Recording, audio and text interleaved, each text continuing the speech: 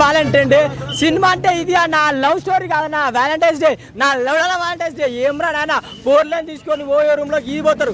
ఇలాంటి సినిమా చూడండి, మన దేశభక్తి ఏందో తెలుస్తుంది. ఇలాంటి సినిమా చూడండి. బ్లాక్ డే అని ఎందుకన్నారు, లవర్స్ తీసుకొని పోతారు కానీ బ్లాక్ డే అంటే ఏంటి ఆ కష్టాలు. అసలు నాకైతే సినిమా అయితే సూపర్ అనిపించింది అన్న. వరుణ్ తేజ్ అన్న ఈ యాక్టింగ్ మాత్రం చంపేసిన.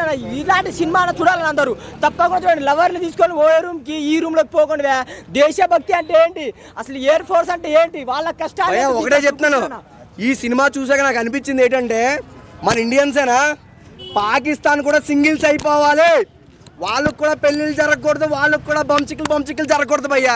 కష్టాలన్నీ మాలాంటి ఇండియన్స్కి, మాలాంటి అమాయకులకే భయ్యా, మాలాంటి అమాయకులకే కష్టాలన్నీ మాకే భయ్యా. పాకిస్తాన్ కూడా కష్టాలు పెట్టండి. హే భగవాన్ కృష్ణ, హరే రామ్ కృష్ణ జగన్నాథ. పవర్ మామూలు